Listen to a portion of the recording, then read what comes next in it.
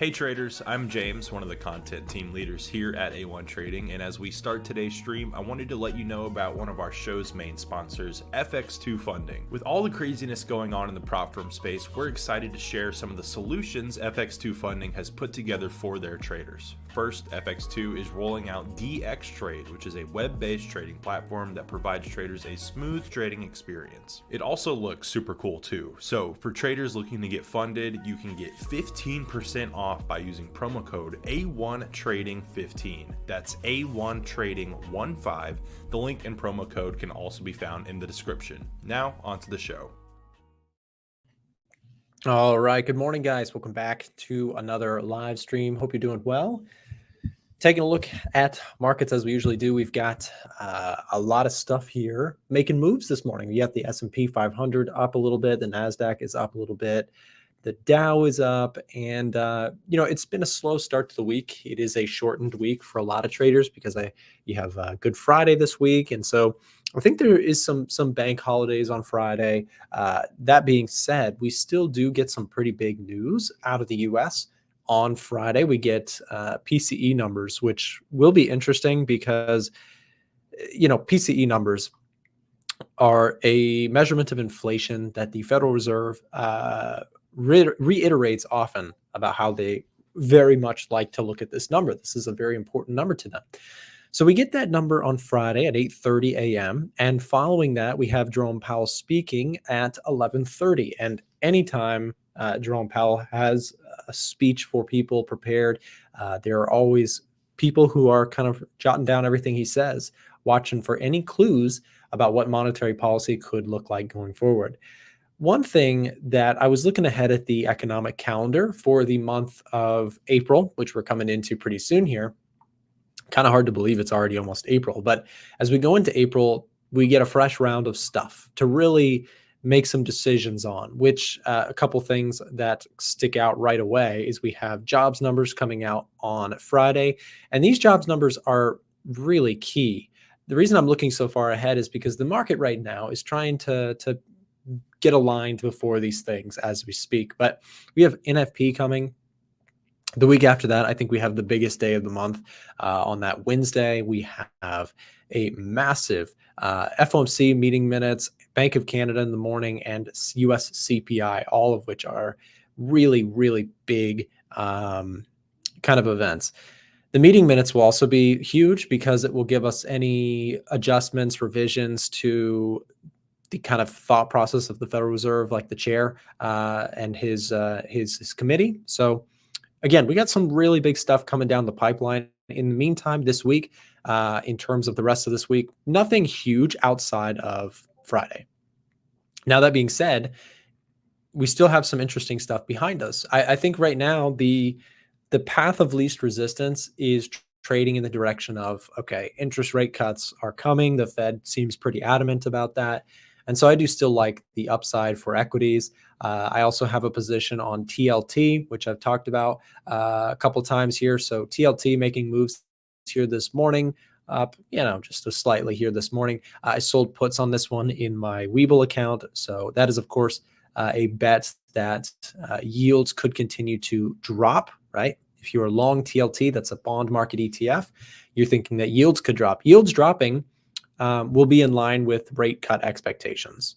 So I do think that rate cuts are coming. And again, we can kind of see that in the economic data in front of us. Right now, what I really want to focus on is that the Federal Reserve has made it kind of clear that they are willing to cut interest rates before we reach 2% inflation. They've made it clear that as long as the momentum of inflation is headed towards 2%, they're happy to cut rates because they've also, Jerome Powell mentioned, and I'm paraphrasing his words, so not a direct quote, but he's mentioned basically that he sees there's plenty of risk to staying too tight for too long, meaning not cutting interest rates for too long could do damage to the economy, to the jobs market, to the consumer. So he's mentioned that it seems like basically cuts are still on the table. And what that leads me towards is staying the course with gold, right? Staying the course with gold bullish setups. I'm still in my trade after all this time. I've mentioned that I may even be willing to, by the way, add a third trade on gold.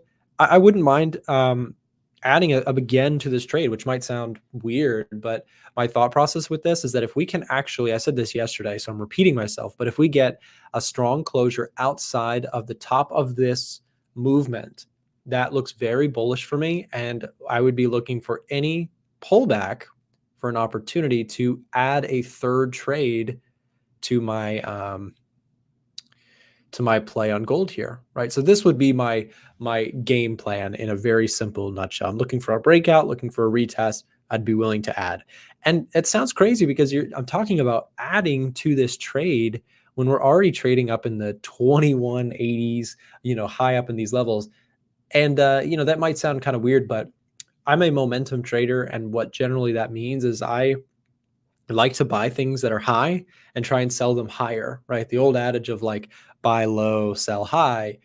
It's good on paper, but it only really works well in long-term investing or range-bound markets. And because I think that this market is trending very well, I would much rather buy high, right? This is still high, and look to sell higher. So my game plan on gold remains bullish. Factors on the EDGEFINDER are continuing to lead. By the way, this is the new EDGEFINDER score indicator, kind of a fun new one. It is, if you're a fan of the EDGEFINDER, it's the same thing as a historical backtest, but we've just cleaned it up a little bit and we've taken off the price quotes in relation to the score. So it's just kind of a simple read here. You can see gold really got bullish right around, well, actually before this, it was, you know what, let's go look at the historical scores for gold. Let's go back to February 1st and see really when did gold get bullish for the first time on the EDGEFINDER. The EDGEFINDER first printed bullishness on February, let's see, what is this date? February 24th. And this is going to look picture perfect because I've already tested this. So please understand the EDGEFINDER is not always this accurate. I wish it was. Wouldn't that be nice? But it is a tool. It's a data tool. But this is basically showing us when the EDGEFINDER first printed a bullish signal. And that was February 24th. It was literally the day in between here, right? Over the weekend after COT data came out.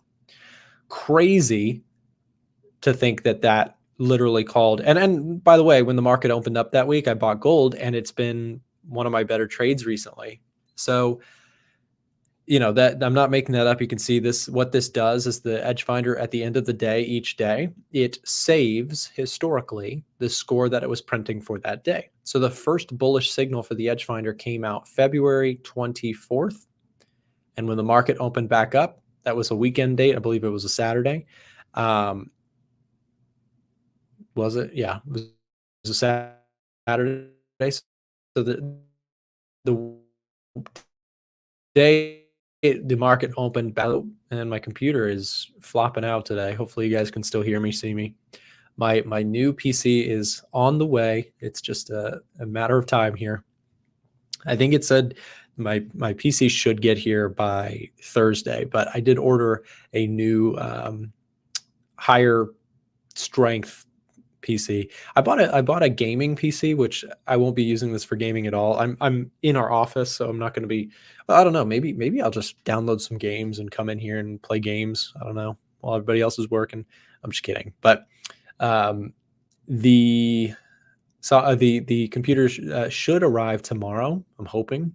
Maybe it'll be early today or Friday, but it'll be nice because I've had a couple of streams where my computer just gives out, and it's not a bad computer. It's just that I'm running a lot of stuff. I mean, the EDGEFINDER is kind of a heavy program.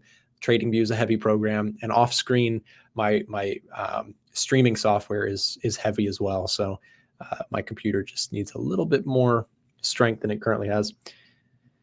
Anyways, thoughts on USD JPY, thoughts on gold. Yeah, so gold, I just went over. Basically, I'm looking to add a third buy. I wouldn't mind, building a bigger position above these levels if we get, like I said, break and retest. Wouldn't mind it. I'm still getting, bullish confirmation on the EDGEFINDER, so I like that trade.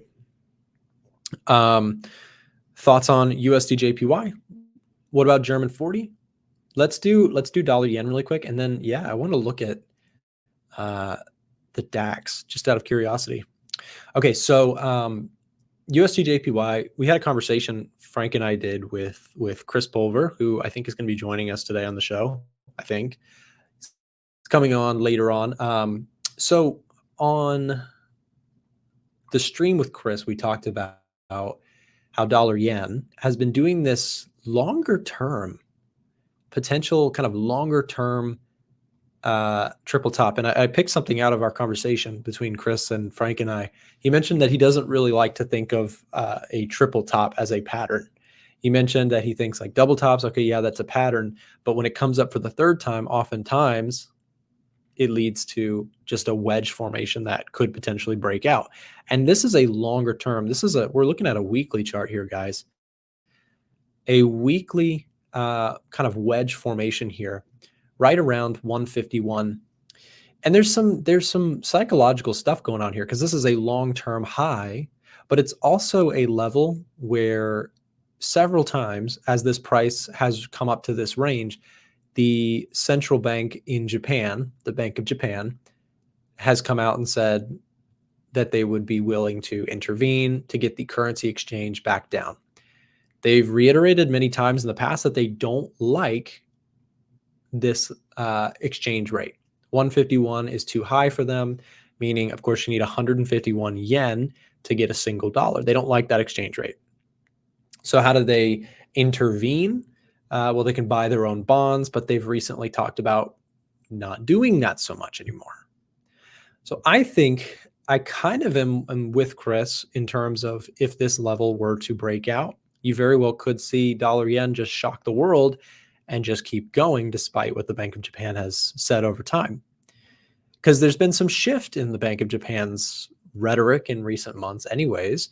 They've raised their interest rates out of the negative territory for the first time since 2007.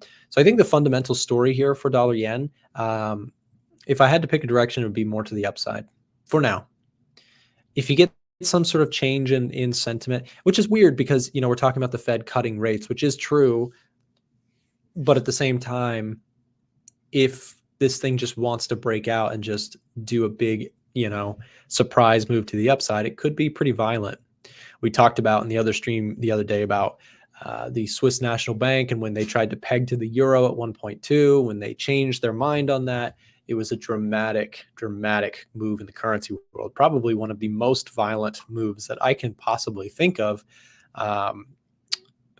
You can see that is when they said we no longer are pegging the euro against the Swiss franc to 1.2. We're not going to support it there anymore. And boom, down goes the euro Swiss franc by over 2,000 pips in 5 minutes. What a violent move.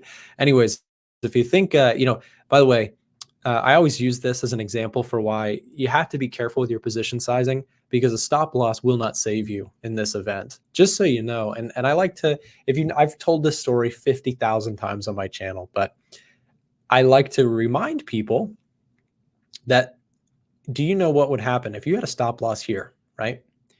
Your stop loss is not a guaranteed stop loss. Your stop loss is an order to the market to say, if price goes, let's say you're long and you have a stop loss here, right? Your stop loss is an order to the market. Excuse me, I had to sneeze. Your stop loss is an order to the market to close you out at the best available price. But if the market gaps down massively intraday, then the next available price might be down here. So I like to tell the story because a lot of times people like to trade with high risk and they like to, I'm going to make some good money here today. If this happens to you one time, you'll be paying it off for like 50 years because this could be so violent. If you had a big size, and then you owe the broker like a tremendous amount of money. In fact, during this time, many brokerages actually went out of business because of this move. So many people, might have over margined, and then all of a sudden they're just like destroyed and they can't pay back the broker, and the broker, has to stomach all these losses. And yeah, that stuff can happen. And so be very careful out there. Again, this is why Chris and I, when we were talking about this with Frank yesterday, we were all kind of pointing out that it's so important just to have a small position size in general. Hey Dre, what's up, man? Thank you for the $2 donation. Appreciate that. Euro USD, I caught EU sells at 1.08566. Let's take a look at it. Why not? Again, thank you, Dre. Appreciate the donation. Look at you, Dre. Here we go. Look at this move down. You said 1.08566, 1.08566. Wow, that's like perfect. That's beautiful. Very nice sell there. Yeah. Dollar looking a little strong here this morning. Euro is coming back down to the lows. And I actually don't mind that trade at all, Dre. I mean, here's the thing. When I'm looking at the ECB and I'm hearing that they are talking about cutting rates before summer even, I don't blame you at all. I kind of like the idea of potentially being short euro as well. I'm just waiting personally for some confirmation on the software. I don't think I have. Let me double check. I could. Anything on euro? Pound is in there, but not quite euro just yet. So in fact, it's not the same, but pound USD might be worth looking at too. Let me look at pound USD, see how that one's moving this morning. Pound USD. It didn't quite come back. I did mark this up. I marked this up over the weekend. I mentioned possibly a little bit of a pullback up to the 50% retracement could be interesting. Didn't quite get there though, and rolling over. The next idea here for me, for just simple technicals, would be a break through the lows and then maybe a pullback from there. I'd be interested to see if there's a little bit of a play that could go on there, but right now, nothing immediately setting up for me on that. The dollar is going up despite yields coming down a little bit. Kind of interesting on that front. But I think the reason for this is that this dollar strength is really masking euro and pound weakness. Okay. Because remember, how does this DXY get priced? It gets priced by comparing itself to the other currencies around the world, especially the major ones. So the DXY is up today, perhaps simply because the euro and the pound are struggling today, right? Kind of a weird way to think about it. But if you look at the yield side of the equation, which oftentimes leads to dollar strength or weakness, if this thing is down, if yields are lowering, usually the dollar's weakening. But that isn't the case today because the other currencies of the world are really weakening further. Look at gold, guys, making our move here. I've been trying to stay patient on this one, but to be honest, I would really be thrilled to see this thing actually break the highs here. I have a idea of potentially adding a third trade, which is rare for me. I will say this. I don't usually add 3 different times to a trade unless it's one that's going well. Also, my oil trade, kind of disappointing, swung back on me a little bit, but I'm staying in. It retested my entry point, which, man, I don't know if you guys, I've only really been trading oil specifically for maybe 2 years, 3 years. I've traded gold and currencies and indices for like, 6 years or whatever. But the 6 or 7 years, I guess now. But oil, it's a violent mover, man. It really, the percentage moves are pretty aggressive. In fact, it's more volatile even than the S&P 500, right? So let me show you this. Like, look at this move. So this move down to the end of the year, let's call it from this low to the recent high. That's a 22.7% move. Gold. Like, look at this. Gold's had this massive run up here recently. Percentage wise, it's 12%. So you can see the price of oil is way more volatile, which of course you have to factor into your position sizing. And if you use TradingView or something that allows you to calculate your risk on positions, like for me, I can use, I can go to my USO trade here, and like I can like trade and create a new order and like calculate out with TradingView's tools, which is awesome. The thing there. So definitely important to do that on things like oil and other things. Again, gold, actually, many traders think of gold as like this very volatile thing. And it is if you have leverage on gold, but if you're trading unlevered gold, it is actually a very slow mover. Like, it doesn't move nearly as much as the NASDAQ or the S&P or the oil market. But a lot of traders who trade gold are used to currencies which move like nothing. right? Currencies move like barely at all in terms of percentages. And then you have the opposite extreme, like crypto moves the most. Then you have, I would say, like commodities move the second, like certain commodities like oil, natural gas, those things move like very, very volatile. Then you have like your stock indices. And then you have like your exotic currencies, then you have your major currencies. That's like your order of volatility. Perhaps one even more slower mover than about the same as currencies is probably bonds. Bonds, although man, bonds, if you guys have seen bonds in the last few years, it's the anomaly and it's a terrible example in comparison to what I'm saying. Look at bonds. This is unprecedented volatility in the bond market. 50, almost unheard of. Also, guys, I'm just curious, is there any choppiness in my audio or in my video today? Again, my computer is, I think it's going to be perfect timing here. I keep seeing it like skip on my end just a little bit. And I'm hoping that you guys have a decent stream today, but my PC, like I mentioned earlier, is on its way, but I think it's going to be just in time before this current PC retires. Yes, a little audio bit. Yep, sorry about that, guys. Again, should be fixed soon. I'm hoping by Friday.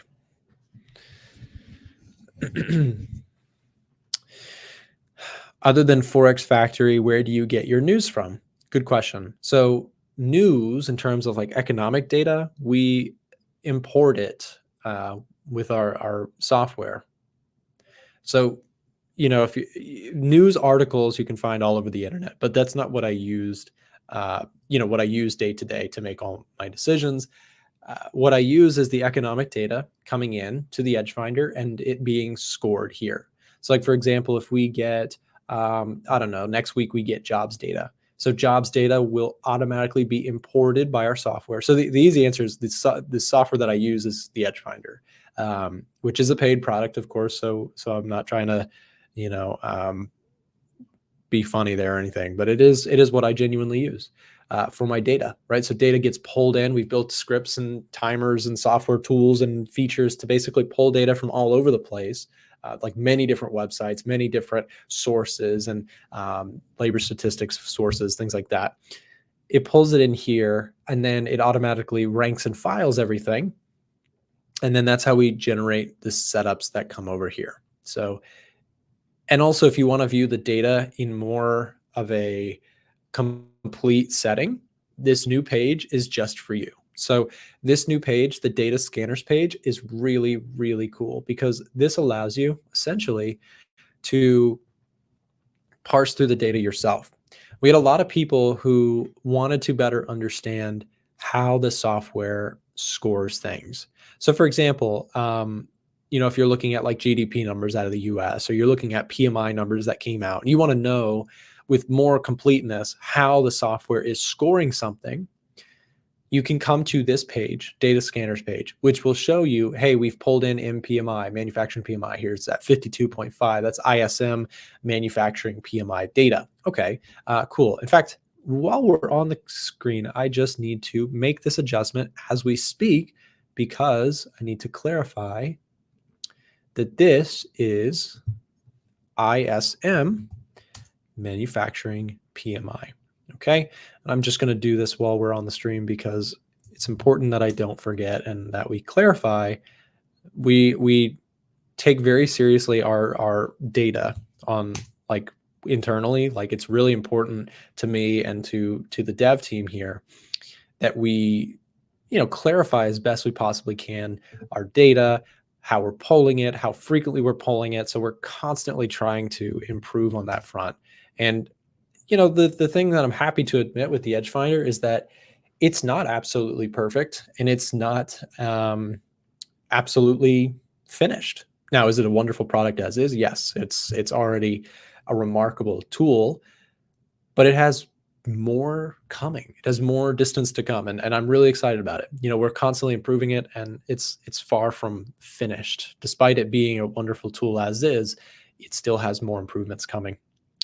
Anyways, does the EDGEFINDER have an audio news tool? No, but Sarah Thomas, that's an interesting idea. I know that, you know, Bloomberg and some of the other terminals and things like that will have that sort of thing. It might be worth considering, like,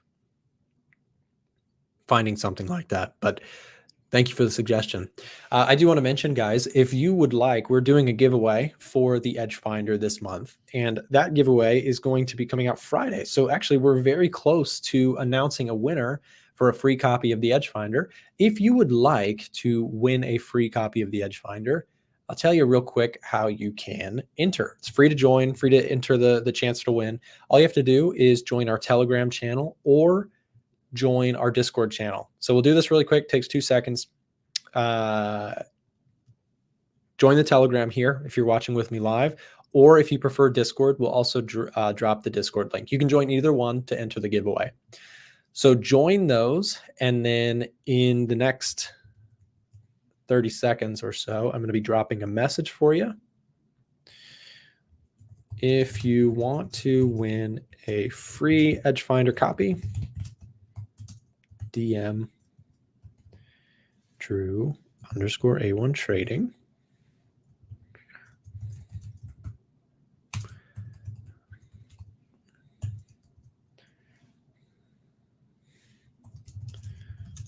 Okay, I'm doing this now, guys. If you just joined us in the Telegram for the first time, here is your info right at the bottom of the screen. It says if you want to win a free copy, just click into Drew's name. Takes half a second to enter, and just DM him the word giveaway, and he'll get to you soon to let you know if you've been entered. So should be pretty quick. If you just join Discord, you can also join that way. So if you just join Discord, which I can see a couple of you guys are joining now, we'll do the same thing. So if you just join the Discord, head over to new members. Here's how you can join the giveaway. If you want to win a free EDGEFINDER copy, DM Emily the word giveaway for a chance to win. Okay. So real quick, if you just joined Discord, you can send a message to Emily, or you can find it in the free analysis channel as well. We'll drop it in 2 places. All right, and that is kind of the last call. We're very close here to announcing a winner for that. So take advantage. Hope you'd add it to the EDGEFINDER soon. It could be something that we add. Again, everything that gets added is you know, it's a project to get added, but that is a very cool feature, and I imagine that at some point or another we will consider that. Please take a look at gold. We talked about gold earlier, but I'll just recap it for people who are just walking in. Gold looked like it might be breaking out on the daily chart. I'm keeping this pretty simple in terms of analysis. I've been really focused just on the daily chart here. Prices trying to break through this. If we close outside of this, I think gold has more room. The long story short with gold right now is interest rates seem to be on the way. The economy seems to be cooling. That's a really good environment for gold longs. It's the only, this and 2 other things are the only trades that I have on right now. This is trade number 1. Trade number 2 is I'm long oil, and I have been for a little bit of time here. We've chopped around. I was in a nice profit, and it came all the way back. So we'll see if this one, it might stop me out. I've already taken 1 loss trying to buy oil, so we'll see if I take another loss, if it rolls over here. But if we can hold this area of support, then great. If we cannot, then and you know, a lot of times people might look at this and they might say, Nick, this is danger zone. You know, you see a lower high, and you could, but you could also just be seeing a corrective period, a pullback, a range bound for a little bit before oil makes a continued push, right? If you said that over here, look what happened. If you looked over here and you said, oh, there's a lower high. Yeah, there was a bit of a pullback, but we didn't really truly break structure, and we ended up making a major run from there. So I'm with oil right now. I'm willing to hold my current position and let it do its thing. Obviously, I would like it to be breaking out to the high side, right? Because I'm long, but I also acknowledge that like sometimes you just got to wait for it to consolidate and then make its move. And if it doesn't and it breaks to the downside, then I was wrong and I take a loss. Okay, the final trade that I'm in is TLT. In fact, I will, hopefully my computer doesn't melt down, but I will try to show you guys my Webull position that I have on this one as well, which I bet is looking okay today. Let's take a look at TLT. So I got to log in. Okay, yeah. Okay, so Webull, I have two current positions on TLT. One is going to expire today. Yep, so we are in full profit on this one. And then the second one, the newer one, is starting off well. We'll see if this one, how this one plays out. But so check this out. So we'll go to TLT. Here's my current position on TLT. This is a bond ETF.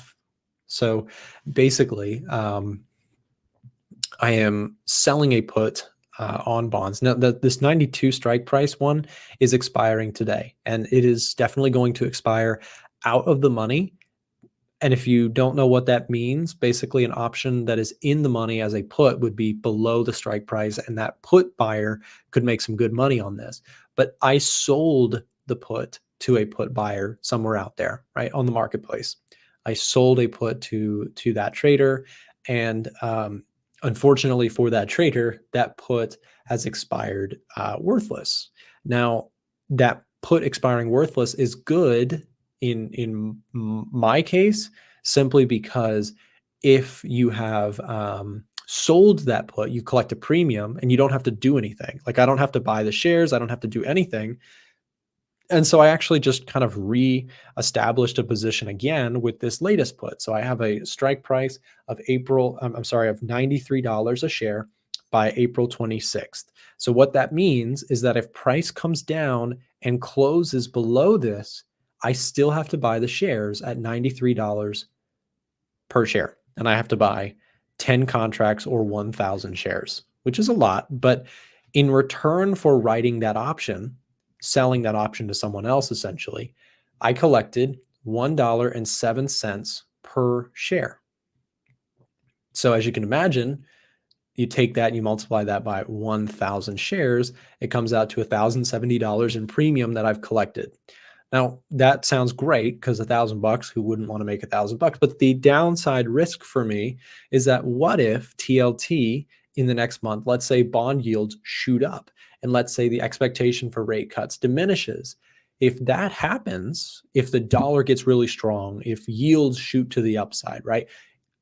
I'm basically bearish dollar with this trade, because if the dollar and the yields start rising dramatically, what will happen to TLT is it will diminish in value greatly. And in that case, I might be stuck in a losing position, which I'm okay with because I wouldn't mind owning some TLT in my portfolio. So that's a full rundown on options.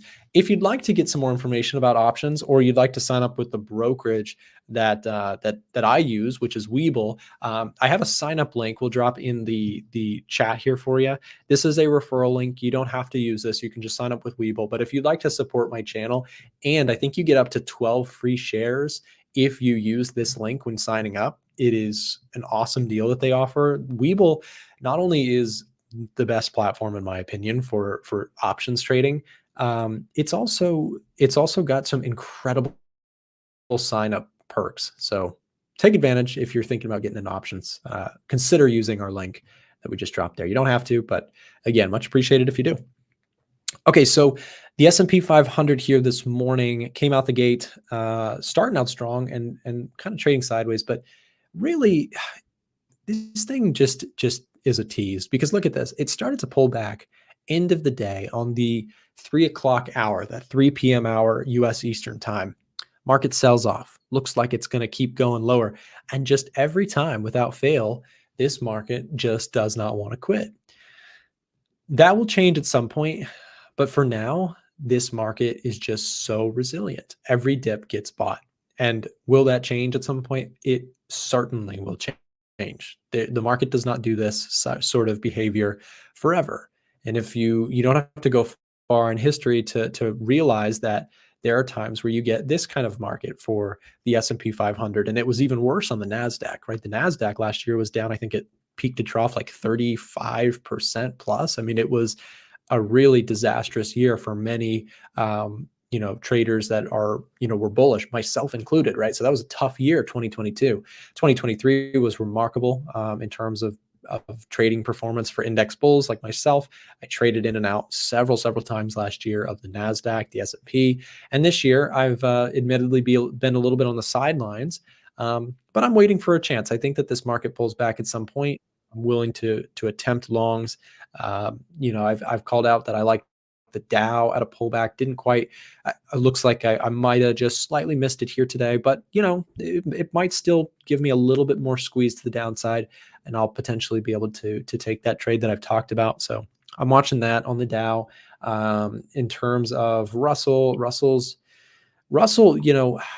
is finally making some move here. And I think it actually has room to run. So my base case right now, although it is kind of in line with consensus, which sometimes worries me, my base case is still, cuts are on the table. We've heard it from Jerome Powell that inflation, he's almost just as now interested in getting interest rates down for other mandate reasons, right? Employment staying tight and the economy staying strong, not just looking at inflation anymore. And so, if you do get inflation data that comes in cool, that's just icing on the cake. But if inflation data is not excellent, but not terrible, I still think we could see rate cuts. And that's kind of just coming from the direct source, Jerome Powell. And, you might say, a lot of people might point at it and say, well, you can't trust these central bankers, they lie. But if you look at Jerome Powell's, last few years, he's been pretty transparent about what his committee set out to do.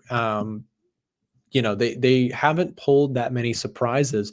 In fact, I think it's for their own benefit. I think that they do that. I think that they guide the market because it helps them to accomplish their agenda. If they say, hey, we are looking to potentially cut rates at this time, the market will position for that. It's kind of like I was listening to a guy talk about this last night. When banks started failing, there was this there's an expression for it, jawboning. I think that's it. Like basically coming out and saying, we'll probably support banks that fail. That by itself stops banks from failing. Why? Because if everybody knows that the Fed is going to step in, whether they are actually going to step in or do less of that than they're saying, if they say that, it sets the market's mood to a certain way. So, anyways, NASDAQ seems to be coming down slightly here in the first trading hour. S&P 500, less or so, but kind of. Look at that. The Dow's up. This is interesting. Tech down, Dow up. Is it the semis? Let's take a look at the semiconductors really quick. SMH, semiconductors down 0.92%. My guess is that NVIDIA down more or less than that? I'm going to say NVIDIA is down more than that. Am I right? Yep. So NVIDIA is pulling the index down because, again, it's the biggest weight, right? The NVIDIA is just a monster in that. Other notable names are like Taiwan Semi, other areas of the market here. Yep, Taiwan Semi's down here. Something's going on with the SMH stuff. Anybody have a read on? Somebody give me a read on these semiconductors. I'm not sure what's going down, but that seems to be what's pulling tech down here this morning is certainly the semiconductors. Or is it just tech nope, it's not really tech. Look at that. XLK up 0.16. It's really an isolated move, it seems like, by the semiconductors. So kind of interesting. We could also pull that up on FinViz if you're a stock guy or girl. Here's your heat map. You can see there's the source of a little bit of pullback on the NASDAQ. It's this little red pocket here between Broadcom, NVIDIA, et cetera. So anyways, guys, we're going to take a quick break, thank our sponsors, and then we're going to be joined by Chris Pulver to go over some market stuff here as always. So stick around, coming in just after this. Check it out.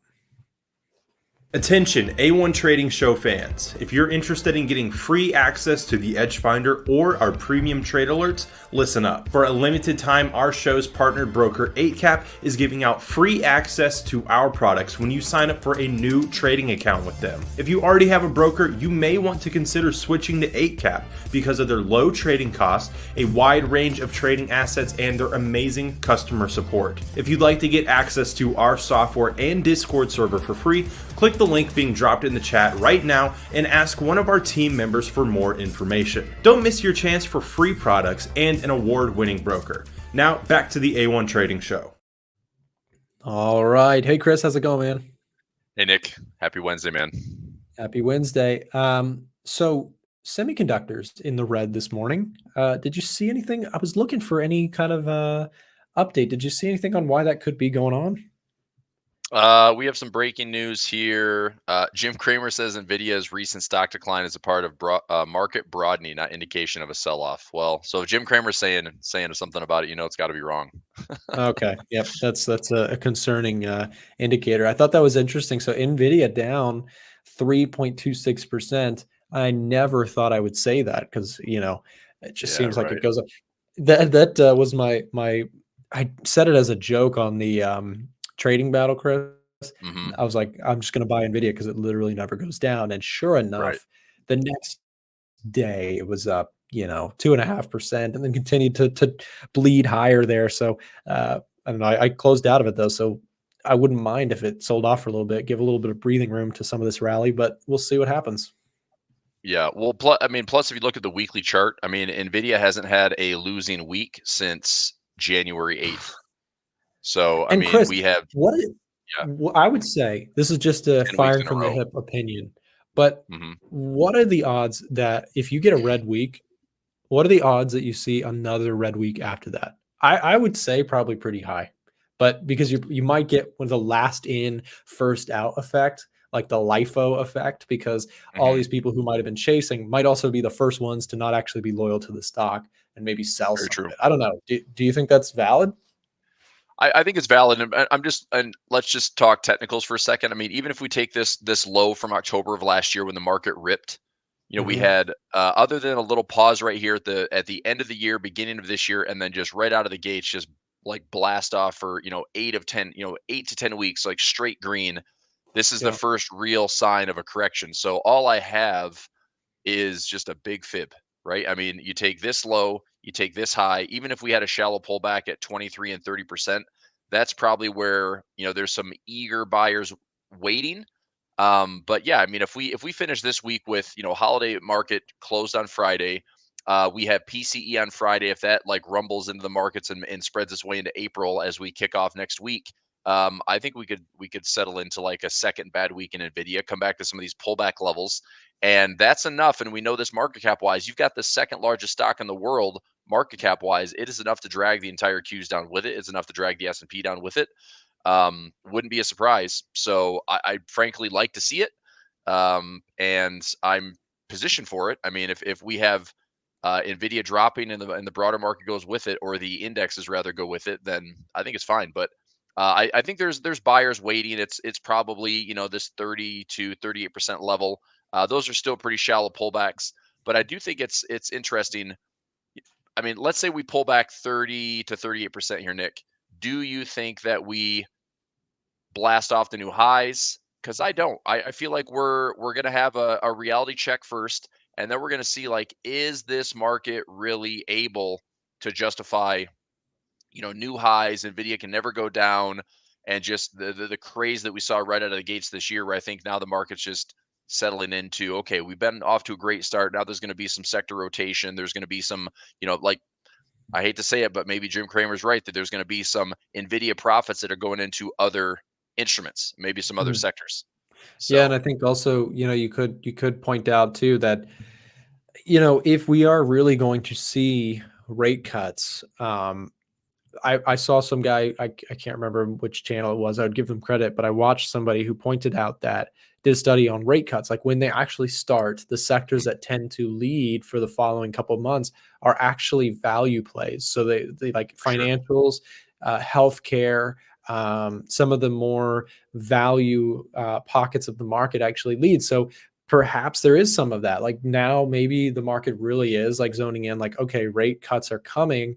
That cat's out of the bag, which was so exciting for the market. That's kind of now like if that becomes kind of almost a known, like, okay, we're going to get rate cuts, then people might look at, well, maybe, if rate cuts are really going to come in and there is a bit of concern about, could there be some economic slowdown that's also triggering that? If that recession concern slowly creeps back in, the market still could do quite well, but perhaps there's a little bit of rotation, as you're talking about, into value areas, which is also, by the way, Chris, why I don't mind potentially looking at the Dow. It's kind of the boring of the For sure. three indices, but it's Yep. kind of why I've partially secularly been watching the Dow as well myself. Yeah, and you can go Dow, you can go XLP, which is your Mhm. consumer staples. It's a lot more defensive makeup as well. If I go into this sector ETF, let's just take a look at the year to date, and if we're going to see, so if we're going to get really defensive, then we're going to see a flow into consumer staples and probably utilities, to be honest. Mm. And Mhm. utilities usually are underperforming. A student of mine reached out yesterday talking about these utility companies are reevaluating the use of electricity in grids because of AI, which I don't I don't think like a Consumer Energy or a Duke Energy or some of these huge companies that offer decent dividends, super low beta, they're not growth stocks, and I don't think that we're going to see a utility company talk about AI and all of a sudden have it be treated like it's a crazy growth company. So if we go into utilities for a second, here's some of the holdings that are big with the index weight. I mean, Next Era Energy, let's look at that stock, and Southern Company, look at that stock. Duke, I mean, so NEESO, just take a quick look at those, and let's see what's happening with the prices. Yep. So, I mean, we're Yep. at And $62, just a quick snapshot. I mean, we have a dividends, average volumes 13 million. It's like the shares are very tradable.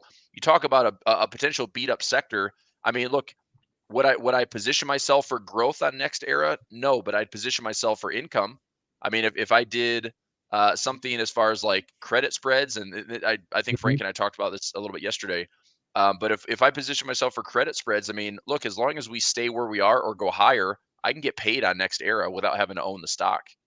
There's Yep. I ways to like do that. that. So I like the position Yeah, for I that. I like that. think I mean, you could also pick, if you like energy, if you're kind of like me thinking oil could continue to squeeze higher, you might look for a play on XLE. You might look at, yep, there's you have some options there. So I generally think that, it might be a little bit of a timing that is just as hard as timing a pullback, as like sector rotations are tricky. But sure.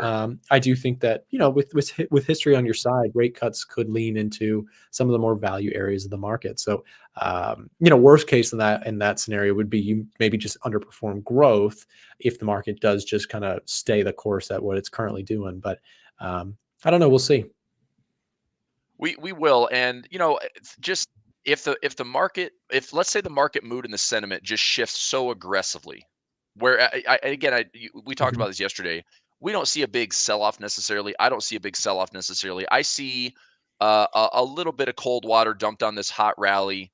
I do see a bit of a reality check, but man, we could just go sideways, and so I think a big factor and I think Nvidia is going to be a big factor because depending on how ugly this week's candle gets, possibly how ugly maybe 2 weeks in a row gets, that's going to be a big determinant on how the Nasdaq responds or how the S&P responds. But I think you're right. Like the Dow might be an easy one to play. The Dow might outperform the Nasdaq this year because it's just quality stocks with a little bit less volatility. And then I saw you pointed to the Russell earlier.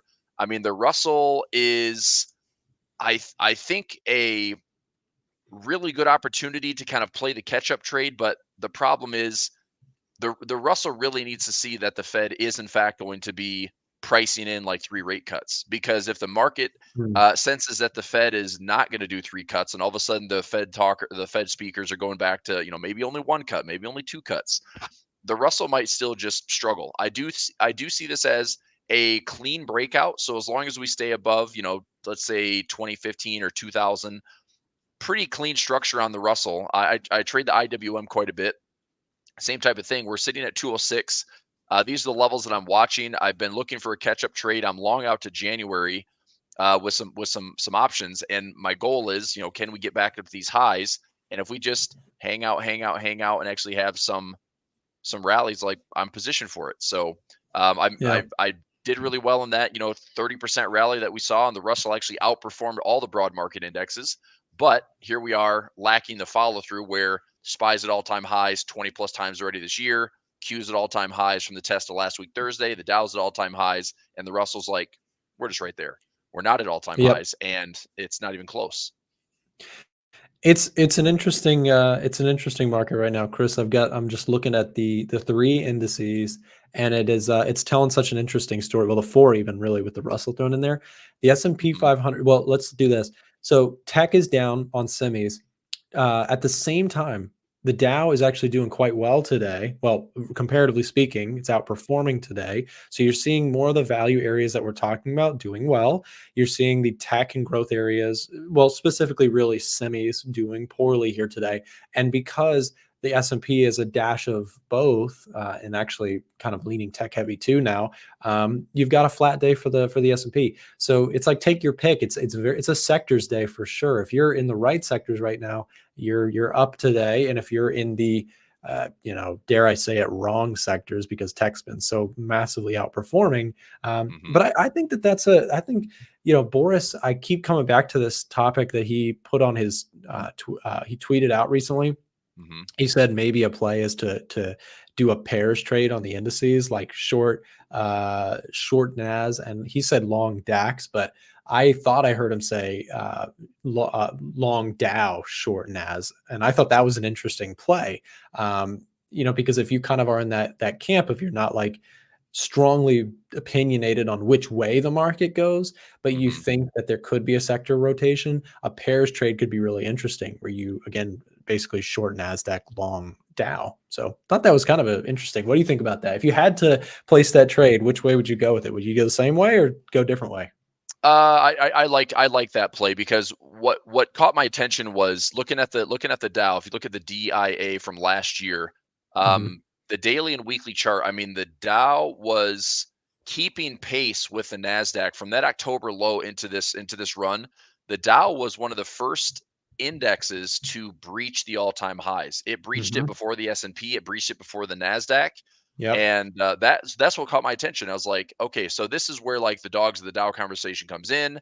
If there's going to be a contraction in growth and a contraction in tech, and it's higher for longer with interest rates. I mean, the fact of the matter is, AI has carried the NASDAQ this year again, and it's not really a broad market carry. It's a semiconductor carry. It's an AI carry. But the Dow is just good performance. And going back like 50 years, the Dow actually keeps pace with the S&P. So everyone thinks like the Yep. S&P is this great index and it's super broad market, but it's really not. When it's, remember, the Dow is also price weighted, not market cap weighted. And some people argue like that's a terrible way to do it, and that's archaic, but I kind of like it, because it means that you can't be ridiculously concentrated. You have 30 companies that are equally weighted as far as price weighting. And I would rather take that over, like, last year we're carried by seven companies with the Mag 7 or the enormous 8 or whatever Yep. you want to call it now. They're saying, oh, now it's the enormous 2 or the Mag 2. It's like, who cares? It's Yep. market cap weighted, and it's all phony anyway. So I think the Yeah. Dow is a steady index to follow this year. Check this out, Chris. So I just did Yeah. just a little bit experiment while you were pointing that out on my screen. Okay. I've got SPY/DIA. So I've just crossed the two of them. Nice, dude. And so we can actually talk about what you just pointed out. So a lot of people, and this is a dangerous thing in markets, is the recency bias of thinking that the only thing that, it's an easy way to outperform is just go growth. But if you actually truly look at it historically, yes, that's been the case. If you go SPY versus DIA, and it's actually been even more aggressive if you went, Qs versus DIA, right? The NASDAQ versus the Dow, then yeah, you can see like, oh, the S&P just leads the Dow. But as you mentioned, if you really kind of get longer term with it, yes, there are these big periods, but there's also these types of periods where the Dow actually greatly outperformed the S&P 500. So to think, and that's not just during corrective periods. Sure, it typically, you can see here's like 2006 until 2012. That's like a 6-year period where the Dow basically really outperformed the S&P 500. So again, recency bias is a dangerous thing for traders, for investors in general that think, you know, what is the current regime cannot possibly change. Now, as a trader, it will change gradually and you should be able to pick up on it. But like right now, I'm not actually advocating like, oh, you just go long down. Like right now, I like to trade what's working, but it's something to keep an open mind on that it can change at some point. Yeah, and I mean, even recently is the the 2021 into 2022. 2022 felt like there's really nowhere to hide, and the drawdown on the S&P was nearly 30%, but the drawdown on the Dow was a fraction of that. So that's also where you see the I think outperformance it is was just if you want 15 tighter or drawdowns, something. Yeah. yeah, you want tighter drawdowns, you get a 12 to 50% drawdown on the Dow versus a 28 to 30% drawdown. The Nasdaq was 35, 38%. So, tighter Mhm. volatility and still matching performance on the upside, that's a pretty good index, if you ask me. And granted, it's only 30 companies, but price weighted makes it very different than market cap weighted. Yep. So Yep. I Very want to, interesting stuff. can I ask you a question? Let me ask you a question. Yeah. I am still, I did this morning in my trading room. I'm still completely not sold on anything with the dollar. I think the dollar is still a lack of direction. I think the dollar index is tough to read. I looked at all my currencies this morning, and let me bring up one of my workspaces here. See if I had this up. Yep. So let me bring up one of my workspaces. And let's go dollar crosses really quickly. This is just an easy at a glance system to use. And we're right on the verge of, okay, so I held through some basket stuff like pre FOMC, post FOMC, got my basket back to break even. But I look at this Aussie dollar, it's like, okay, it's close to a potential confirmation to sell, right? But what makes this easy is if we breach these lows and then I have a sell confirmation, I would just wait for a pullback and then a sell again, put in a stop loss, we go green to red. Like really easy visuals on this one. Euro dollar, same type of thing. Like not quite giving me the signal that I want. It looks like if I was going to sell it, I should have already been short. But with a pair like this, it's really efficient. All I need to see is it go green to red. If we go green to red and the dollar prevails, then I put a stop loss above. I go after some reward to risk that's favorable. Pound dollar has been an absolute dumpster fire, if you ask me. This has been so confusing, so choppy.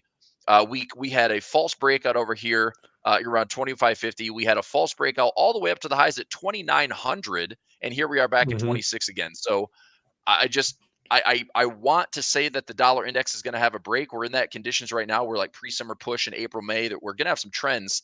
But man, I can't believe how choppy and how indecisive the dollar is actually being. The one that is possibly the best setup is New Zealand dollar, and that's because the Kiwi's been weak enough that I'm just looking for a trade like this. We have Mm. support over here. If it pulls back to the ribbons and sells off, tight stop loss, go after some pushing. And the dollar index, I just want to see if it goes somewhere. But any thoughts on your direction on the dollar, Nick? Yeah, I'm with you in terms of what I've been saying on the dollar index. On my side, it's just been very range bound, very choppy. But it's Yep. also the story is just not like it's not as clear cut as it was for me in like 2022. In 2022, it was like the Fed is just they have the stronger economy. They want to raise rates. Everybody else Yep. does too, but the Fed's just going to win that race. And the dollar was a beautiful trade that year. There was just this clear Mhm. story. Now there's like all this, who's going to cut first, and I feel like being long the dollar right now just because the other ones look more ready to cut sooner, which is the story, right? Because right now, what's kind of confusing to a lot of traders is that the dollar index is trending up, but yields are going down. They Right. usually move in the same direction, but the reason is simply because the euro and the pound are underperforming. The other, and when you're looking at DXY, right, it's comparing it to those other currencies. Those ones are underperforming it, so the dollar looks relatively attractive. I don't love that story for dollar bullishness. I like to be long the dollar when there's a risk off move, when the Fed is hawkish. I like that story better than, oh, well, the other central bank.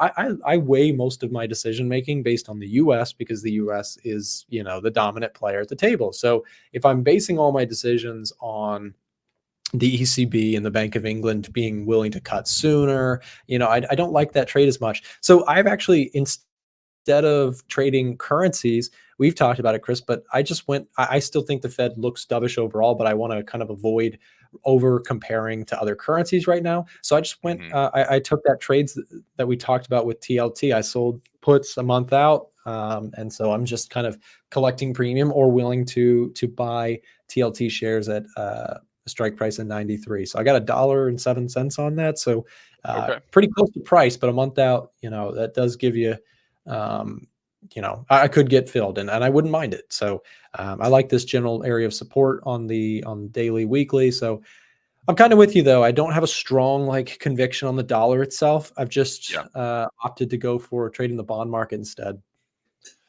That's possibly not a bad play. And, considering you're using an option, you're just doing a cash secured put, right? Naked put. Yep. So if you get Yep. filled and assigned, fine. Which again, for the lack of volatility on an instrument like TLT, I think that's totally great. So your break even would be, what's your strike price, Nick? Is it 93? 93, and I sold 93. for So $1.07. so your break evens, 92 and like 92, 93 or so. So if Mhm. I looked at 92 at this chart, 92 and change, um, I mean, even if so, let's say you own it. I'm just curious, like what an at the money, if you own TLT and you Mhm. went out for a monthly cycle. So when is your expiration? Is it coming up It's pretty soon, or is it in April April? April 26th. So April I 26th. sold Okay. it a couple days back. So I sold it, right around the lows of this week, which was nice. So I captured a little bit more premium than what's probably out there right now. But I can show Okay. you my position just really quick. So um, chart, yeah. So I have one that's expiring today. This one is out of the money. So this is, I sold this a week ago. This one I just rolled it a little further out because the VIX is so low. I know it's not a great time to be selling options in general, but Mhm. I just like to play on TLT. So I sold this like a couple days back during this sell Right. off. 93 strike price, April 26th expiration day. I did 10 contracts and sold it for just over $1. Nice. Okay. But what I was going to look at is, let's say that you get assigned and you're willing Mhm. to take. Are you willing to take the shares? Yep, for sure. I Okay. wouldn't mind, having a little bit in the portfolio. And, it's kind of just a rate cut play. I think that, same thing as with gold. I'm very positioned for rate cuts. We also both like the Russell. So I'm very Mhm. positioned for rate cuts. If we don't get them, I also have a pretty large size of cash. And if we don't get them, again, that's where I think the indices pull back and I can play it that way as well. Just Right. looking to get long indices and especially the Dow, as we mentioned. Yeah, I like it. I was going to say, so if you get assigned April 26th and you take that Mhm. assignment and we just went out for another cycle like 30 days, I'm curious what roughly 30 days looks like from a, at the money. So if you get assigned, I mean, you could sell a call against your shares and still collect a dollar, let's say $1.10 to $1.50. So you go from a Mhm. 92.90 break even down to a 91.40 break even, just like that over a 30-day cycle. You could lower your cost basis. You could easily work through TLT. I just Yeah. think 30, 60 days out, I mean, you could easily work through that where your break even could be. I mean, if I looked at this chart, I would say as long as we stay above 92, I'm quite bullish on this pattern. To me, this looks like we have a cup and handle in the works where it would be, Mhm. there's such a sharp decline right here to put in that bottom, that this is where the market decides that it's going higher. And so this Yeah. floor is safe and we're looking for this like overall structure to break. So I mean, anything above 92 is great, and obviously anything that pushes and poises bullish is even better. So Nick, you might be talking me to some TLT exposure, man. I like it. Yeah, I mean that's my thought process too. Is I think we might have bottomed on TLT, and if it doesn't, Yeah. I'll adapt and adjust. But um, yeah, I think again, like I said, my bet right now is that rate cuts are coming, and so is the Yeah. markets. I'm a little, but my exposure is more on the commodity side, which would do okay even if the economy slipped a little bit too. So we'll see how it plays out. But definitely interesting stuff. And while this week is kind of quiet, I've just taken it as like a chance to kind of look over everything. What is my game plan, especially if we get hot inflation reads in April or jobs data comes Mhm. out differently than what people are expecting. So it should be interesting. But yeah, real quick, before I step out of the way and let Chris take over the show, I wanted to mention to everybody who is watching here live, Chris is coming on the show on a regular basis now. He's helping us out to make this really a community-based show for traders. He's got some of his own audience members here, of course, our audience here. I want to just ask for people who are watching on my end of things, make sure to go follow Chris on his own YouTube channel. His link, we just dropped that in the chat here for you. Again, help us out. We're doing this totally voluntarily, so make sure to subscribe to this channel and to Chris's. You can also find his Discord channel. Chris, thank you for coming on, taking over the show, and I'll leave it with you. All right, thanks, Nick. See you, man. All right, take care. All right, everybody. So we're just going to run a little bit. As I just finished up my flex trading this morning, I've got equities on demand at the top of the hour. I wanted to just kind of review everything. So I've got a little macro watch list here, just a quick at a glance. So we're showing, Bitcoin just hovering around that $70,000 level. I'll check these really quickly. So this is the Russell, this is the NASDAQ, the Dow. I've got oil as well. I should put gold. I'm going to put gold and silver in here too. Let me add those symbols in.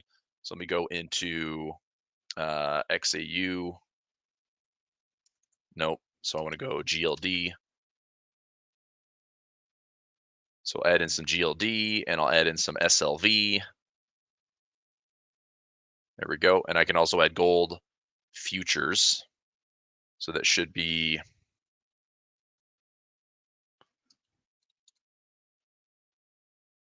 where's my futures feed at?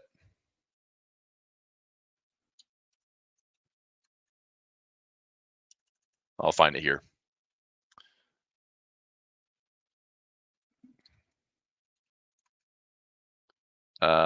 Should just be GC. That's what it is. All right, GC should be in here.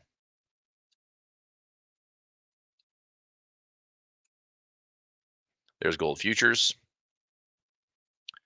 And my silver futures should be SI. Perfect. All right, so there's my macro at a glance. For the most part, we're seeing green across the board. I'm looking at a couple of, one thing that's been pretty wild is just take a look at my option software here.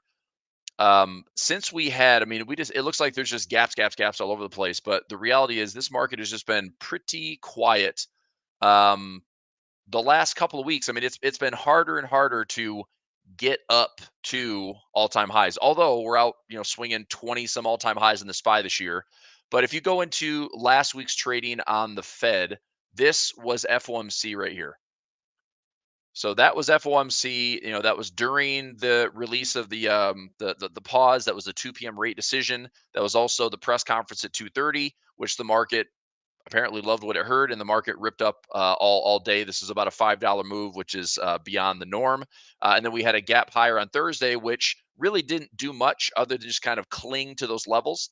So we gapped higher, had a very quiet day Thursday, also had a very quiet day Friday, gapped lower, had a very quiet day Monday, gapped higher, had a very quiet day yesterday, except for that sell-off into the end of the day. And then today, here we are, just kind of hovering out another tight range, like a couple dollars. It's like down $1 or so. So if I zoom in on the 5-minute chart, I think we opened up around 521 and change. So here's the 5-minute chart. We open up around 521.78. We're down to about 520. I'm curious, if we breach this low, that certainly means there's some declining going on broader market. But if all we do today is we gap higher, we fade a dollar and a half, and we just stay here for the day. I actually have a position that I pin the 521, and I'm looking to get some kind of zero DTE, and I want that theta decay happening very quickly. And if we stay around 520 to 521, I should be able to grab about 50 cents or so today, hopefully higher. I'm curious if it gets back into 521, what it's trading for. So anyway, that's what's going on. And I built out a strategy this morning. I'll show you what it is if you want to see it. And then if we've got any questions, oops, where'd my charts go? If we have any questions on any charts, let me know. You can type it in the chat. I'll try to field those questions. That's a Dow play that I have going. That's a SPY play that I have going out to next Friday. I got into this for about $7. It's down about $1.20. If I go into the SPY, let me look at another. Actually, this is probably easier on Thinkorswim, but I don't need to load up that platform right now. So I'm just going to switch this up. Let's do today's expiration is the 27th. And I went out also. Let me see if I can go out 30 days. What was my expiration on my Schwab account? Went out to the 26th. So April 26th, all the way out here. So we went out 30 days. And so I sold an at the money strangle at 521. So as soon as price opened today, I just got positioned for a 521 sell trade. So I sold the call, sold the put, and then I went out 30 days and I bought about a 20 delta call and a 20 delta put. So that's a 537 on the call side and a 507 on the put side right here. So call, put,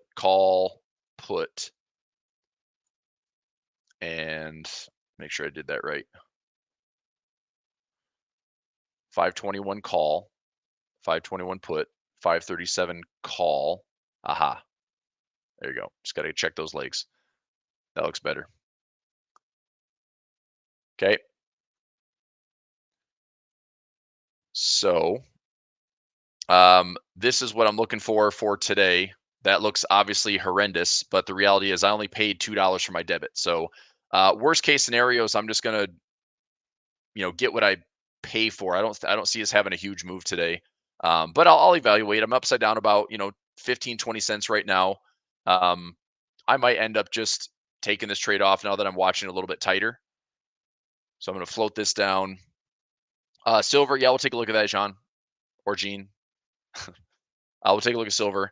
So I would say that if we break this level, I really don't want to be holding the position I'm in. I've noticed that the put volume sentiment is coming in a little bit stronger. 54% versus 24. It started out initially about 50% on the call side. Now it's been flipped. So I think I'm going to go ahead and just take a safe play and close out for a small, like 20-cent loss. Let me get out of this trade. So going to my account, order status. I've got it set for a 255 credit. I'm going to change that right now and just get out around $1. Let's see, $1.91, $1.92, $1.93. Just in case it doesn't feel like cooperating today, or hang in there. I'm just, as I'm talking out loud, it's like this was a pretty ugly sell-off yesterday. We gapped higher, but this is what can be tricky about selling the market, intraday, is if let's say that from this week to next week, the market starts here and ends here, okay? And if you've seen this at all during like the correction in 2023, we had that like September to October correction. If you saw this for most of the year in 2022 or the end of 2021, there's a lot of volatility around this. So the market destination could be from point A to point B, making a sell trade, but intraday it can be very difficult because what will happen is you'll have the market start here, all right, and it starts here and then it closes right there. And then the next day it gaps lower and then it fills the gap. And then it stays right here for the rest of the day. And then next day it gaps higher and then it flushes down and then it stays here. Right. So I mean we have gaps and we have sideways, we have gaps, we have gap ups. And it's just difficult to say every single day I'm just going to sell. So that's where time is on your side. If you believe in a direction, give yourself enough time to let that trade do what it needs to do. Right. And so I position myself a lot for trades like that, where now that I'm seeing this come back a little bit, my trade's back to break even. I think I'm just trying to get out of break even. I don't know. It's hard to trust this stuff right now. It's Wednesday. We're right in the middle of the week. We only have one more trading day into tomorrow. PCE's on Friday. The markets are closed, but I'm just going to take the small loss right now. So $1.97. See if I can get out of here for like a 5-cent loss. See if I can get out of here for $1.97.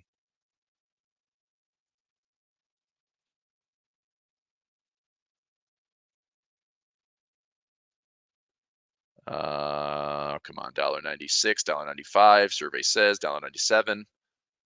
Come on, market.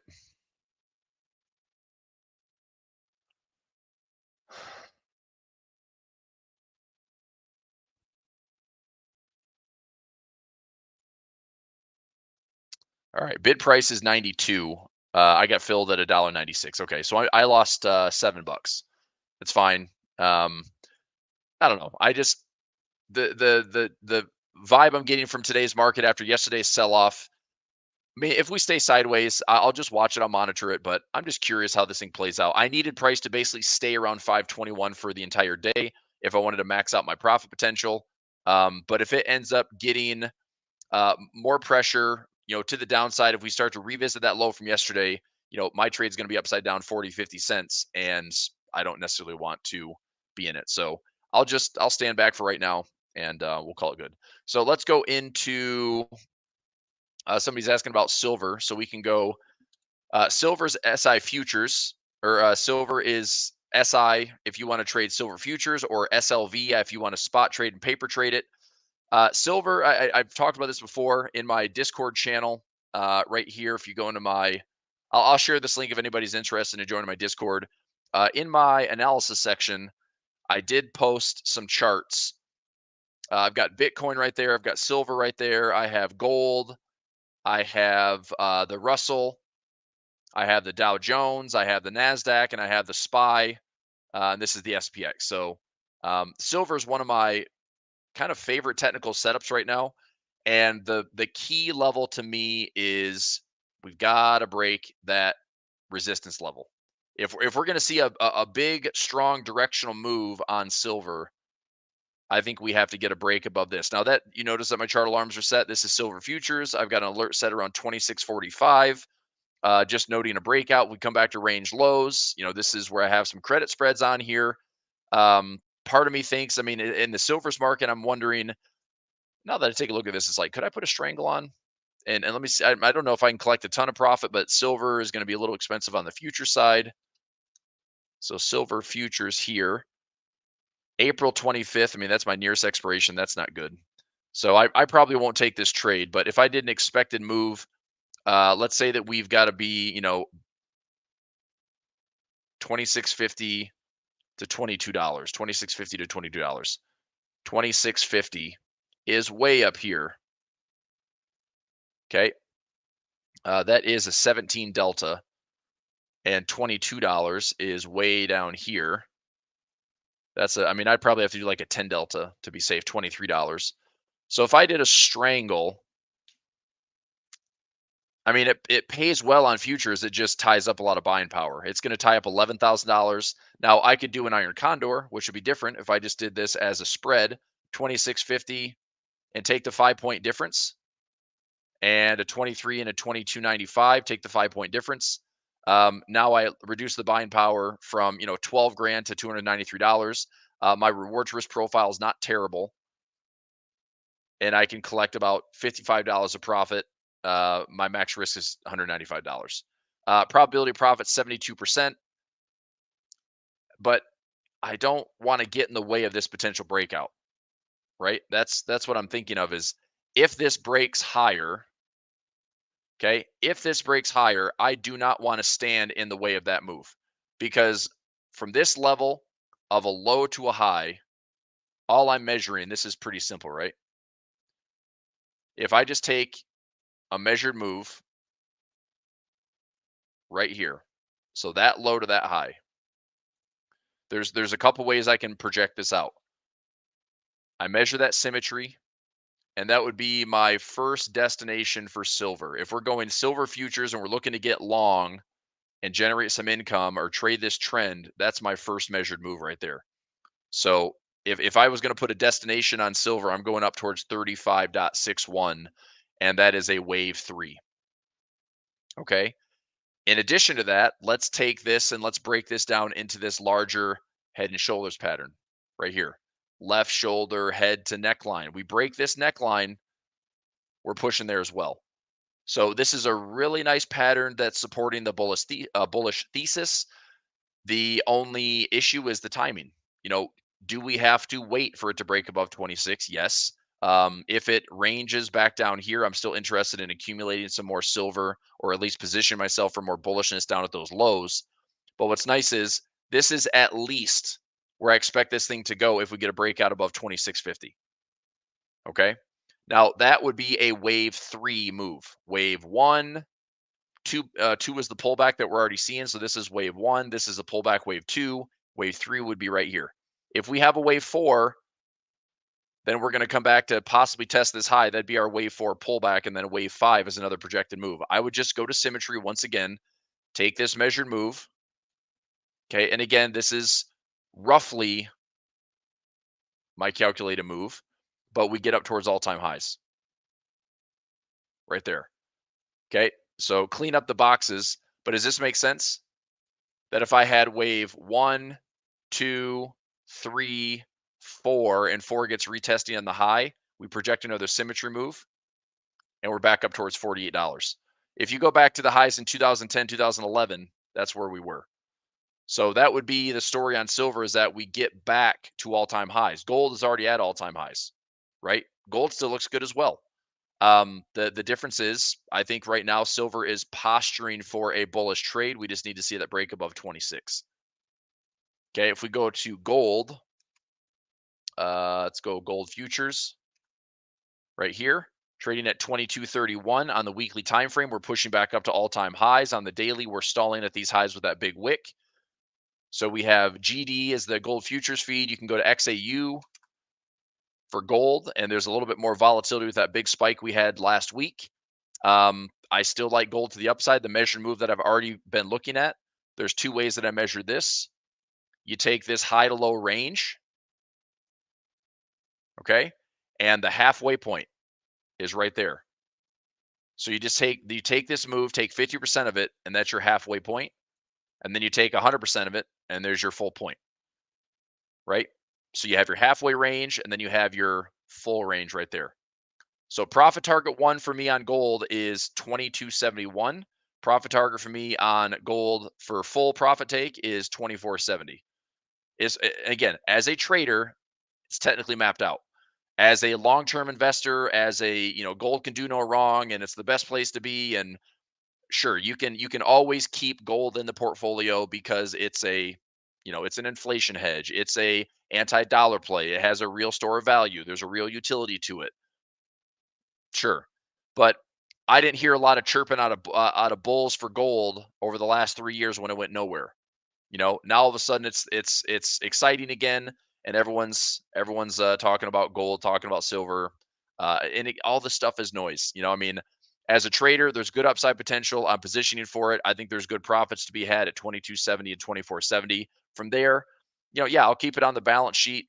Balance sheet. I'll keep it on the. I'm not a company that has gold. I'm not a gold miner, but I'll keep it on the portfolio in some duration. Probably, for the next 1, 2, 3 years, I'll have like maybe 2 to 5% allocated to gold.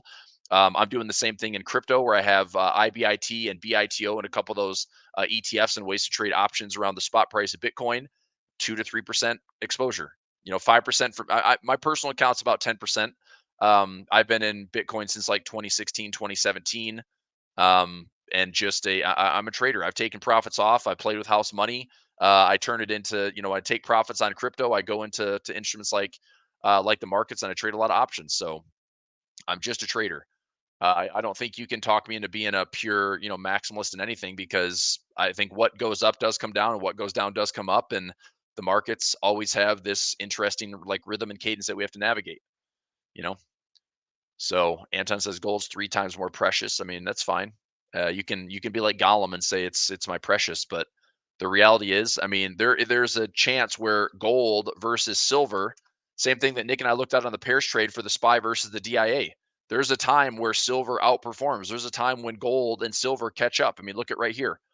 Silver could do no wrong. Silver could do no wrong early 2020 when we had our COVID crash. And then after that, silver completely outperformed. you know so it's obviously way tighter at the moment, but I'm curious. Gold has been up off the lows, and if I zoom in here, there are correlations where when it gets a little bit overstretched, meaning like gold outperforms to a certain correlated degree, then it starts to get, I mean, even for this on the technical side, it's hard to get overbought, oversold conditions, but it still pops up. Overbought right there, oversold right here. The market does respond to that. So we actually see that technically when I see some of these common, this is, a momentum oscillator with some relative strength. When that combination occurs, then I mean, think about positioning for one outperforming the other. So I don't see it right now. I mean, this is the last time we had a big imbalance between gold and silver, right? So I don't see it right now, which means I'm not necessarily trying to position for it. I just think both have good potential going into this year, especially if we start cutting rates as well. We start cutting rates. I think that also bodes well for utilities and a store of value with something like gold. But the nice thing is on gold, the move has kind of already started, right? When this breakout happened, nobody was talking about gold. When that move happened, it's like, oh, that must have been a low volatility, low volume, like holiday spike. What a fake out. The top is in. Well, it was, but it was also the market kind of telegraphing what it was about to do. And here we are talking at all-time highs, and here we are looking at I think the halfway point's right there to get hit. I think this market's going to be in a bull flag. If we have any sideways movement, that's fine. I'm still going to be looking to get long, right? We're here, little sideways, but we find that halfway point, and there's profit potential. I'm trading it through GLD and some gold futures, so it's not that difficult. GLD, I have a 190 call running right now, and we're sitting back up at these highs. So my 190 call, let me see if I can show this position. So if I go 190 on GLD right here, I have a 190 call. And against that, out to April 19th, I'm selling a 210. So I'm into this trade. I think I'm into this for like $6 or $7 debit. Let me verify that here. Oops.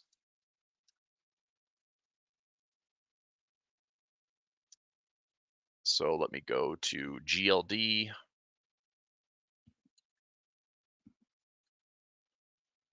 $7.26. So if it, let's say that GLD rallies up to 210, 210 minus 190 is $20, right? If I'm into the trade for a debit of 726, I make 1274, and I just have one contract running right now. But I might end up staggering in another contract or two. I mean, that's $1,200. And the idea is I don't necessarily want to get it called away at 210. If I go to my GLD chart, my measured move is 212. So if I could roll it up again and give myself a little bit more upside potential, get another, let's say $2.50 or even $3, if I can turn that 190 into a pure delta play. I'm curious what that is right now. If I go to trading GLD, I go out to April 19th.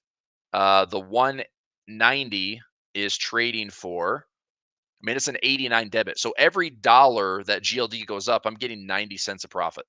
That's pretty good. I'm collecting about 90% of that move. So if it goes up to 210, that would be a $20 move. I mean, my reality is, okay, it's a $20 move. I get about 90% of that. I'm going to be up $18 of profit, right? Minus what I paid for it. So I'll net like 11 or $12.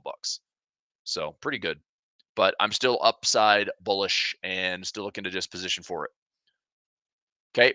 Coco, Sebastian, have you looked at Coco? Have you looked at Coco? I don't even know what to do with this, man. I mean, Coco futures, if you looked at it, this is the lumber of 2024, I guess, right? I mean, this has been up I want to say 200 or 300%. Okay, I was way off. 147%. That's still for a futures feed though, that is crazy. For the chart itself, I mean, I don't know. And there's a lot of there's a lot of environmental things going on with cocoa. This is something where, yes, I mean, what goes up like this is likely going to come down, but the hardest part is picking a top, right? I mean, if you were, guessing at a top, like sure, you can get lucky over maybe a 1 or 2 week cycle, but there might be enough like supply and demand issues that this thing just has an aggressive pullback and then off we go to a new high. So if anything, I don't know. I think it's fun to watch. It's interesting to talk about, but this is the type of trade where there's not a lot of reality here. Something bigger is going on from the environment side, from supply and demand side, and price is going to be very volatile. And I don't want to step in the way of that. I don't think it's the type of trade where it's like, oh, it's super volatile, let's sell premium. No, I want to watch it. The whole lumbers feed from 2020 and 2021 when lumbers futures went up the same thing like 200-300%. And what it ended up doing, it did this. It rallied up like 200-300% and it crashed back down. It came back up, came back down, and then the whole thing was repriced. So random length lumber is a totally different feed now. And it eventually did, like, supply and demand made sense and the technicals and efficiencies came back to the market. But if you were trying to short, I mean, it started to print overbought conditions here and here and here, and it's probably going to print them again up here. I'm not interested in calling the top. If anything, take this low, take this high. If we get like a 50% pullback and it wants to go up from there and retest, fine. Maybe I take that trade, right? Or if it has a retest and it goes higher, prints divergence, maybe I can, do a bear call spread or something on the options feed and see if it has a normal correction. That's about it. It would be defined risk. It'd be options only. I'm not interested in trying to chase this thing, but it is pretty wild for sure. Yep, for sure. All right. Any other currencies? I did gold and silver. The dollar index Nick and I talked about. I'm probably going to take a look at some TLT. I think that's a good looking plan for, maybe, I don't know. I might do the same thing. I mean, I don't necessarily want to do 10 contracts on TLT, but I could certainly get maybe 4 to 5 contracts in to get some exposure. I'm more interested in maybe longer term. I looked at, even if I did like I think a leap is going to be rough just because it's going to put me at a break even around current price, or higher, and I need to actively lower the cost basis. Um, that being said, though, I mean, I do think that getting some type of like 85 or $80 long call, if I get a break even that's less than 100, I could probably work that cost basis down over the next 8 to 10 months. It will be interesting to see. I mean, if the stock market's going to go and continue to melt up to all-time highs, we're probably not going to see a gangbuster move on TLT. That being said, though, I mean, getting a little bit of position in here, not a bad spot. Like I said, technically speaking, if this is a cup and handle and we hold that 92 low, then we might just range and be like this boring trade. But eventually, this thing's ready to break out, and maybe the bigger move in the bonds. And I'm just throwing this out there. Think about this. This price is going to be moving up when the 10-year, 20-year, when the yields are going down.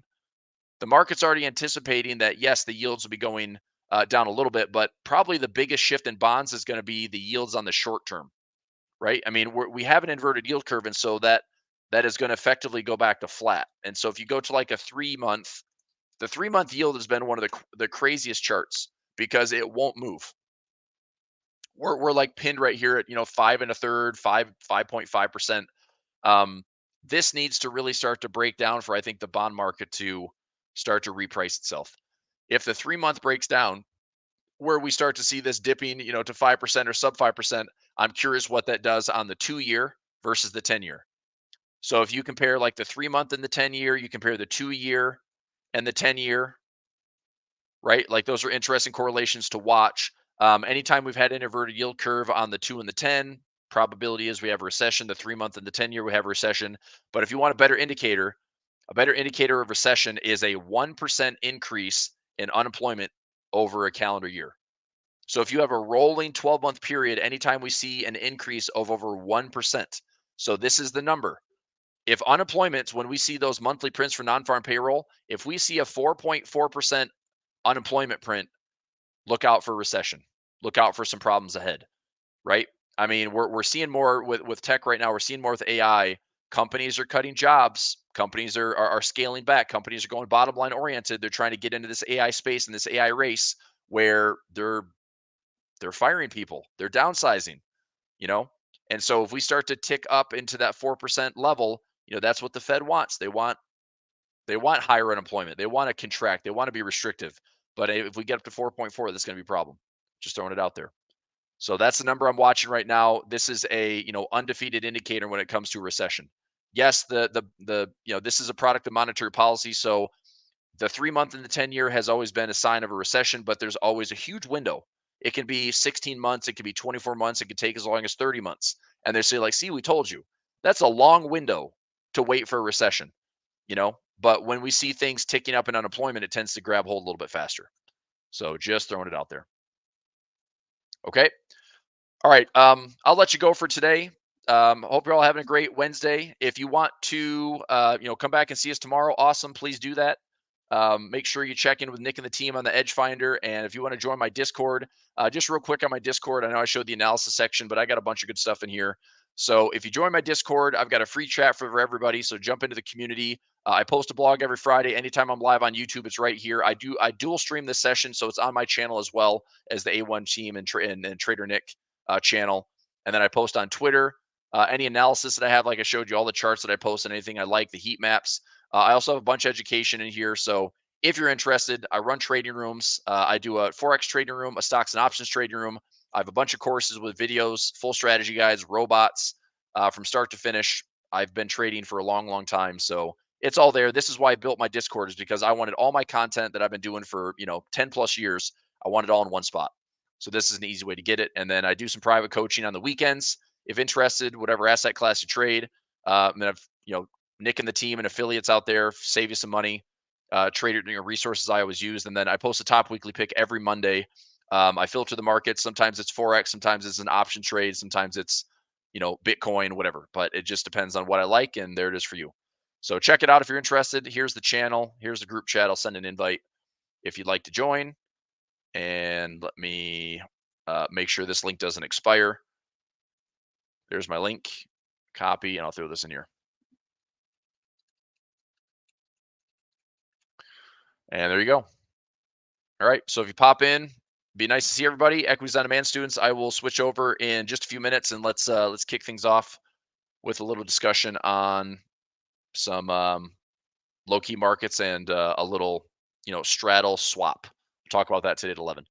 All right. Thanks, everybody. Have a good day. Talk to you soon. Thanks again for watching today's show. Our goal at A1 Trading is to continue to share free value to our audience through daily videos and articles, keeping you up to date with the latest market coverage. If you enjoy our content, make sure to subscribe for more. From all of us at A1 Trading, have a great day, and we'll see you next time.